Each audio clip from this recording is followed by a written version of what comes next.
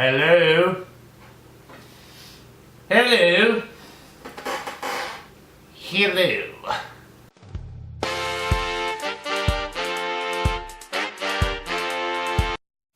Thus, as we have become the most dominant and powerful species in the world, most of us assume that our ancestors actually went out of their way, actively chose to domesticate the wolf, make an obedient canine. But what if I were to tell you that that is not the case? Would you believe me? It is more likely self-domesticated 1,000 generations ago. Its ancestors were adaptable enough to see the advantages of living in semi-permanent human campsites, societies, whatever. The wolf invaded this new ecological niche. And slowly, and with time, its fear and distrust of humans waned. So, the wolf was scared of us. I wonder why it was at first scared of us. Could it potentially be that we're killing everything? We brought harm to everything that crossed our path. But we didn't bring harm to the dog. We didn't. Well, some people probably did, but they're not the ones who befriended dogs. But we didn't chase them away with sticks. We didn't beat them. We didn't shoot at them. We didn't do anything. We just let them alone. And eventually, they came close. The relationship between us and the wolf began roughly over 15,000 years ago. And by 12,000 years ago, the wolf became a modified prehistoric dog. What we now call the dog had evolved. Although smaller than the wolf, the primitive dog also had a head that was more puppy-like than that of the wolf, and teeth that were smaller and more crowded. It was more playful than the wolf. It was more obedient than the wolf. But interestingly enough, it even had a shorter intestinal tract. Facts, fun facts, fun facts. Facts.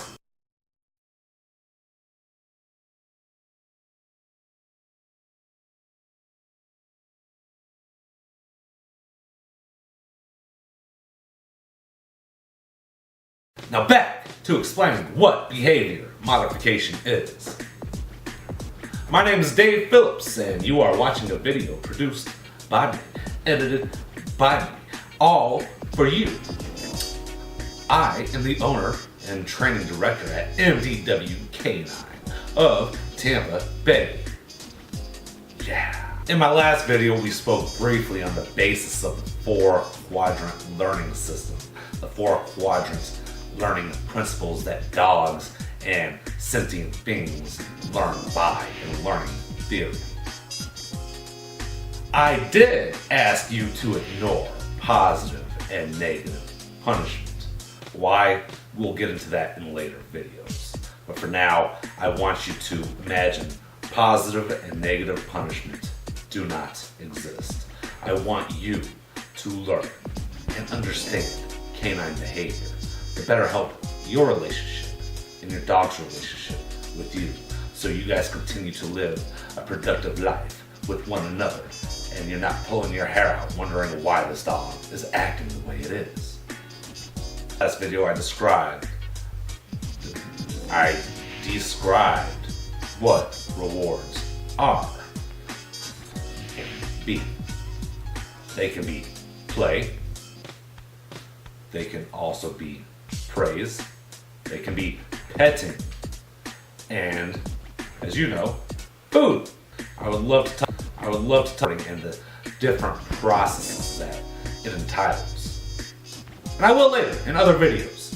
But with this video, I want to talk about natural rewarding and give you An example. I'm not going to give you too many because can I keep your attention for that long? I don't think so.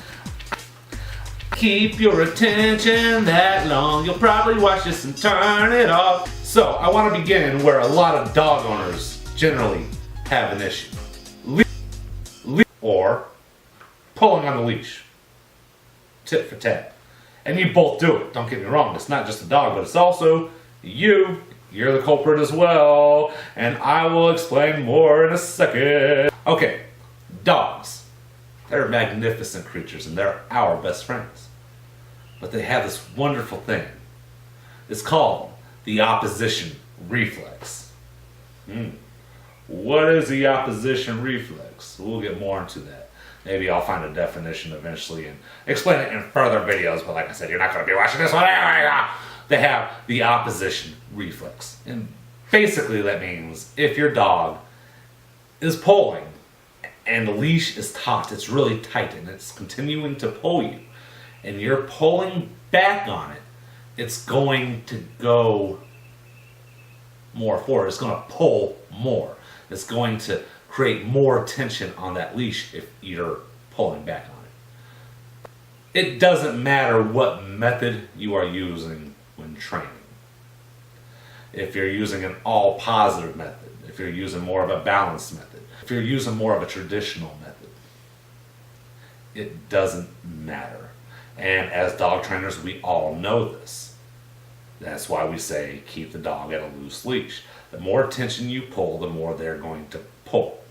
It's just dog physiology.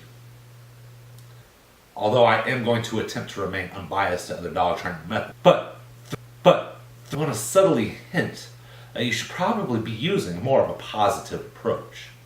And sometimes probably not so subtle. But this is not, I'm not trying to bash anybody for their training. I'm just trying to get you to better understand your dog. And that's why we're taking away punishment. Because it's easier to just punish than it is to understand. So let's take some time to get to know our dogs. Anyways, back to your pulling problem, or pulling in general if you're just here to learn about dogs. Back when your dog is pulling you out the door, or pulling you to go sniff this grass, or chase a squirrel, or pull you to pull whatever it usually pulls you towards. They're saying, Fido, stop. Fido, no. If you remember what I said in my last video about praise. Praise is a huge thing that most owners do to and with their dogs that they don't mean to do it at certain times, but it is being done and you're communicating with your dog that you like the behavior that they're giving. And this is a huge instance and a great example to tell you. So, dogs at the end of the leash pulling, saying, no, Fido, stop, Fido, no, Fido, calm down, Fido. You're not only using one reinforcer telling your dog that this is the behavior you want to see and you enjoy, but you're giving him two reinforcers. Not only are you activating the opposition reflex, which is showing him that it's okay to pull, but now you're telling him by saying, stop it, Fido, no, Fido, calm down, Fido. You might as well be saying, what a good boy, Fido, keep pulling, I love this, I'm having the time of my life. You may as well be saying the same exact things.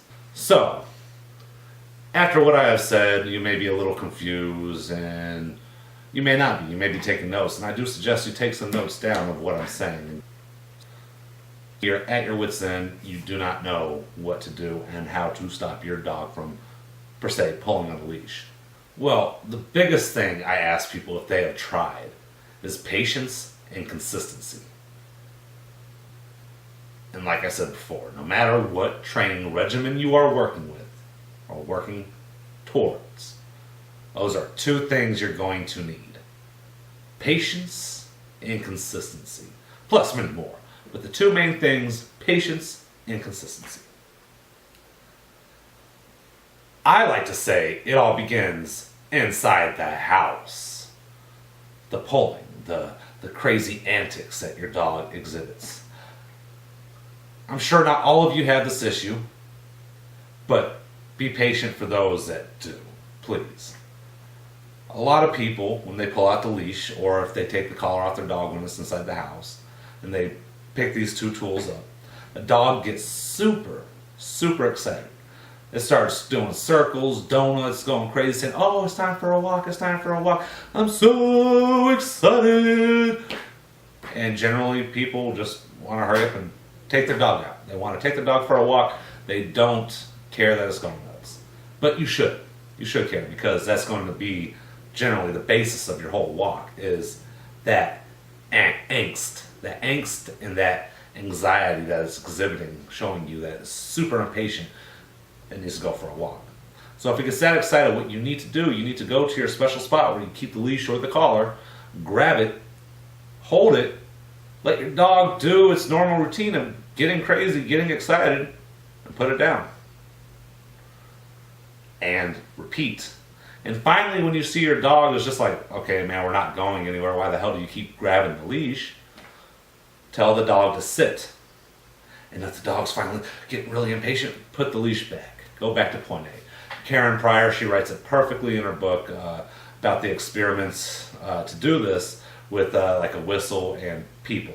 You get them, you want them to turn on the light, so they walk into the front door and they blow a whistle. But every time you blow a whistle, that means that they're in the wrong spot and they have to go back and figure their way to the light switch or whatever you would like them to do.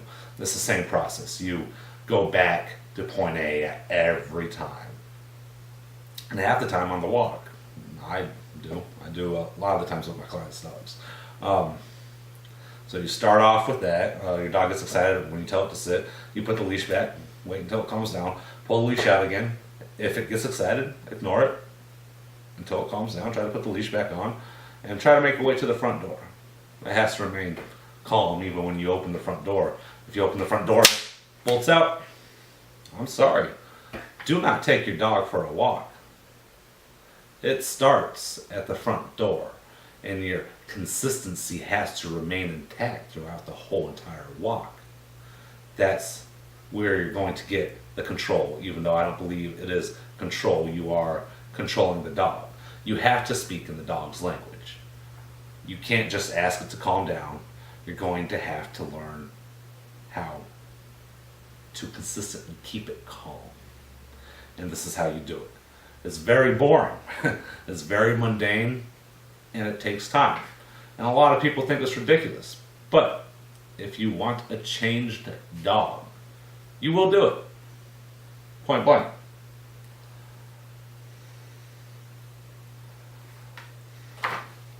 You have to condition your dog that going for a walk is not going to be super crazy and he's going to get super excited. That he will remain calm and in control and attentive towards you. And you could do all of this without one punishment, without one leash correction, without anything. You just need patience and complete consistency. Do the same thing every time. Develop a routine for yourself. If you make a mistake, that's okay. Go back and fix your mistake. Just like your dogs. Your dogs will make a mistake and you don't need to punish them for those simple mistakes. Just take a step back and try it again tomorrow.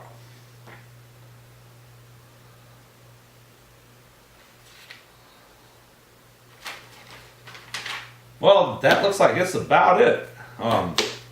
That's it for my advice on this one. Like I said, you need to practice patience before even going on the walk. You must show the dog what you want it to do. And a lot of people consider this creating boundaries for the dog. And it is. It's creating the boundary, the fact that we're going to go for a walk. And you're not going to be a complete nuisance. You're going to be calm. And it's going to be enjoyable, not only for you, but it's going to be enjoyable for me as well. And this is the start of it. This is the holy grail, what everyone's looking for when it comes to leash pulling in dogs. This is it. Sometimes it takes me 3 or 4 hours to go outside. And if you live in an apartment, you need to spend that 3 or 4 hours. Your normal homeowners that can let the dog out back, you don't have to spend as long. And you can never take a dog for a walk if you want. But 3 to 4 hours at the front door, day one. Day one. 3 to 4 hours. 3 to 4 hours and your dog will not get nearly as excited the next day. Trust me. And it doesn't have to be 3 or 4 consistent hours. It can be 10 minutes here, 10 minutes there, 10 minutes there. I'm sorry. I never asked you to get a dog. That was your choice. And now you're having troubles with it. I'm sorry, I don't have a magical wand. Bippity boppity boo. Bing. It takes time and mental strength. I know you can do it, you guys. I have faith in you. I have faith in you, world, that you can do it without beating the shit out of your dogs.